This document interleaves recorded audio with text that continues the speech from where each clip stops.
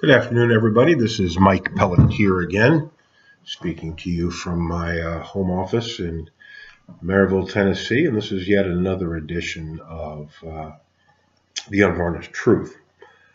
I'm speaking to you on Thursday, December 15th, 2016. The occasion for my remarks today are the Fed's announcement yesterday that they're raising interest rates from 1/4 to 1/2 percentage point. Still pretty low, but they've indicated that they're probably going to raise interest rates 2 or 3 more times next year. And that, of course, goes all the way back to my first issue of Unvarnished Truth, or first recording of Unvarnished Truth several months ago, where I talked about the dangers of the 20 trillion national debt and mentioned that if interest rates go up, our annual debt service is going to become catastrophic. So interest rates are starting to go up, and it brings to mind the issue of the debt and deficit again. But I'm going to talk about it in a slightly different context. I guess more in terms of what should be done. Everybody's kicking around what Donald Trump should do on his first day as president of the United States, and I'm still scratching my head about that. I voted for him. But it's just amazing to me that he won, and I'm glad he did. People are suggesting that he should cancel the Iran deal, that he should repeal or sign a bill from Congress that would repeal Obamacare. He could cancel the Iran deal on his own because it's just an executive agreement. It's not a treaty. It was not submitted to the Senate for ratification because it wouldn't have been ratified. Or cancel the third thing people are suggesting, that he should, in terms of immigration, he should either start building the wall on the southern border or cancel Obama's executive orders about, breaking up families that are here, people with children born in this country who are American citizens. Those people should not be his instructions to the Justice Department that those people not be deported, those illegals not be deported because they have children who are American citizens because they were born here. So in any event, cancel the Iran deal, cancel Obama's executive order on immigration, call for a repeal of Obamacare. Everybody's suggesting what President Trump should do on his first day. But to me, all of those things, all problems we face are secondary to $20 trillion in debt. Now, imagine my average viewer out there. I don't know how much money you have, but imagine that all of a sudden, let's say you have $1 million, and all of a sudden you're told that you're $20 million in debt. Yes, magically, just assume it appears. What would you do? Would you focus on your other problems, or would you try to tackle the number one problem? It's always been a mystery to me that, and I suspect I know why, but it's always been a mystery to me that nobody talks about the debt and deficit, or at least not much. And certainly one reason is because interest rates have been low, zero. So, our debt service is $200 million, which ain't much on $200 billion, which, is an astonishing sum of money, but ain't much on 20 trillion in debt. But now the interest rates are climbing.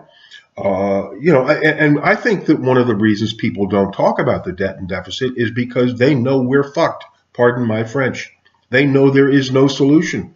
Every time, somebody resigns from Congress, people in Congress don't resign. They run for another term. That's what they do. But this guy, Mike Rogers, walked away. Many have walked away, not seek re-election, resigned. Senators, congressmen, more congressmen than senators, I have to agree. And many of them perhaps because they were facing tough re-election battles and didn't have the stomach for it, or they were sure to lose. But I think a lot of people are walking away because they know that our problems are insoluble. There is no solution. So we got to do something, because we're not going to stop existing as a country, are we? Or are we going to go over the cliff? So here's what I think Trump should do on his first day about the biggest problem that we face. The first thing he should do is he should tell Congress, I want a budget for the fiscal year ending, I think it's September 30th, 2017. So that's fiscal 17, which runs from October 1st, 2016. We're, 2 months into it, 2.5 months into it, to the end of September in 2017. He should tell Congress, I don't want a continuing resolution. I want a budget for 2017 that is balanced. No addition to the deficit. No deficit. No addition to the debt. Difficult to do when you're been running annual deficits of $600 billion, ranging as high as $1.5 trillion in President Obama's first year, for which he blames the Bush administration. It's unthinkable to me that he would do that, but that's what he does. And he also takes credit for being the biggest deficit reducer in history, because his deficits have gone from 1.5 trillion now down to 600 billion. Well, congratulations. President Obama has had the 8 largest deficits in the history of the United States. So please don't tell me that he's a deficit cutter. He's nothing. He's an ex-president, and or will be in a month, and I'm glad for that. But so any event, that's the first thing you should do. Tell Congress, I want a balanced budget. It's not going to be easy. There's going to be some bleeding. There's going to be screaming. Virtually all support of the arts has got to end. The bureaucracies have to be pared down tremendously. It's going to be very difficult. Spending is going to have to be cut probably across the board. It's going to be very difficult. But nobody ever said getting out of $20 trillion in debt is easy. The second thing he should do is issue, I don't know whether he can do it by executive order, or whether he'll have to have some sort of a law from Congress, but he should suggest, if nothing else, that we start paying down the debt immediately.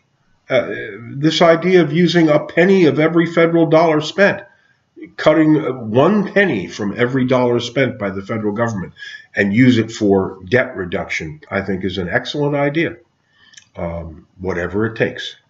And the third thing he should do, if that doesn't do enough, taking a penny or 2 or 3 out of every federal dollar spent doesn't do enough, we should consider a one-time wealth tax, which will affect the rich. It'll make the poor relatively happy. They will hardly be taxed. They have no assets to tax, but I'm talking about a net worth tax. I don't know what it would take. I don't know what the net worth of the American citizenry is. And I don't know that we need to, pay it all back in 1 year. But I just think there should be some sort of an integrated program, a 5% wealth tax, a 10% wealth tax, one-time tax to start paying down the debt to get it down to manageable levels, or maybe even, I don't know, even an annual wealth tax until the debt is paid off. If we generate budget surpluses, I'm calling just for a balanced budget, which won't add to the debt. But if we, generate budget surpluses of $100 billion a year, which is a lot of money, it will take us 200 years, I think is right. I think my math is right. It would take us 200 years, virtually the time that the Republic has been alive, has been in existence. It will take, into the 23rd century with surpluses of $100 billion a year devoted to paying down the debt. It will take 200 years to pay off $20 trillion in debt. That's the kind of hole we're in. I think the matter is very serious, and I think this is what should get President Trump's attention on his first day in office. And I'm signing off now. That's Mike Pelletier, Thursday, December 15th, 2016, and this has been The Unvarnished Truth. Have a good day.